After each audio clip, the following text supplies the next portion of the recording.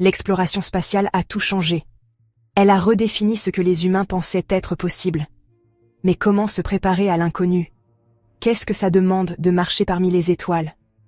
Le programme Gemini a prouvé que nous pouvions nous adapter, innover et prospérer dans les conditions les plus difficiles imaginables.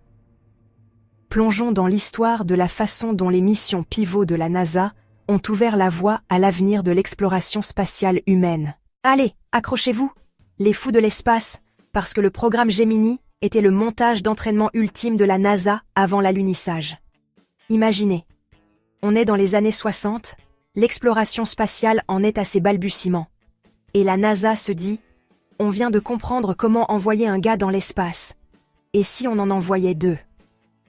Voici Gemini, nommé d'après la constellation représentant des jumeaux, parce que la NASA voulait clairement montrer son côté poétique.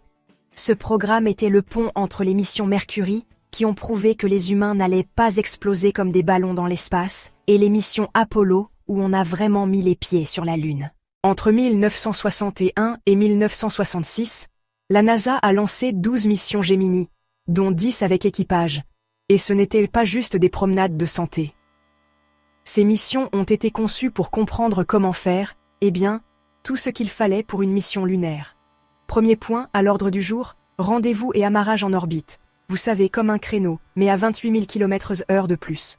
Ensuite, il a fallu tester les vols spatiaux de longue durée, parce que les missions Apollo n'allaient pas être des pauses déjeuner rapides.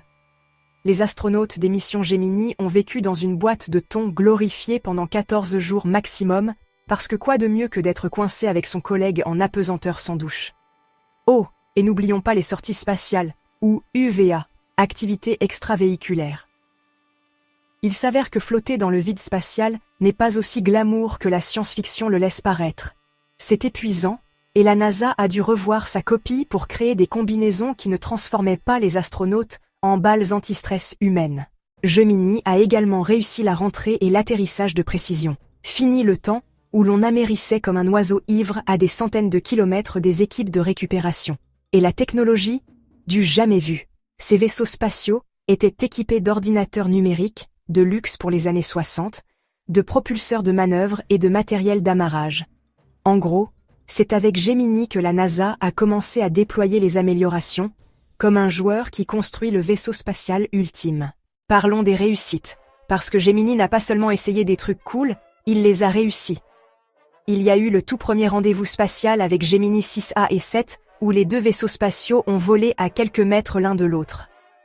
Gemini 4 nous a offert la première sortie spatiale américaine, avec Ed White dérivant à l'extérieur de la capsule, comme dans un moment ultime de « regarde maman », sans les mains. Gemini 8, premier amarrage dans l'espace, commandé par nul autre que Neil Armstrong, qui a également sauvé la mission d'un désastre total lorsqu'un propulseur est devenu incontrôlable. Et Gemini 7 a établi un nouveau record d'endurance pour les vols spatiaux habités, parce qu'apparemment, 2 semaines dans l'espace n'étaient pas suffisamment difficiles. Les astronautes, des légendes absolues. Il y a Buzz Aldrin qui perfectionne la sortie spatiale sur Gemini 12, John Young qui lance la première mission avec équipage, et Gus Grissom qui prouve que la capsule Gemini pouvait accueillir 2 personnes sans imploser. Et n'oublions pas Neil Armstrong, qui réalisait déjà des exploits héroïques avant son petit pas sur la Lune. Bon, Gemini n'a pas été un long fleuve tranquille. Il y a eu beaucoup de couacs en cours de route. Les sorties spatiales s'étaient physiquement brutales au début, ce qui a conduit à de nouvelles conceptions de combinaisons. Et des missions comme Gemini 8 ont été confrontées à des urgences qui auraient pu se terminer en catastrophe. Mais chaque défi était une leçon, et ces leçons ont ouvert la voie à Apollo. Pensez-y, sans Gemini, il n'y a pas d'amarrage du module lunaire, pas de botte lunaire, et pas de Neil Armstrong lâchant cette phrase culte à la surface de la Lune. Alors, pourquoi Gemini est-il toujours important aujourd'hui? Il nous a montré que les bonds de géants dans l'exploration spatiale commencent par de petits pas cruciaux. Les innovations du programme, comme l'amarrage, les manœuvres et les sorties spatiales, ont jeté les bases de Skylab, de la navette spatiale et même de la Station spatiale internationale. En gros, Gemini est le cadet sous-estimé des programmes spatiaux, et il mérite bien plus d'amour. Je vous laisse discuter dans les commentaires de l'héritage du programme Gemini. N'oubliez pas de vous abonner si vous ne l'avez pas déjà fait, Prenez soin de vous, prenez soin de vos proches, et je vous retrouve bientôt dans une autre vidéo.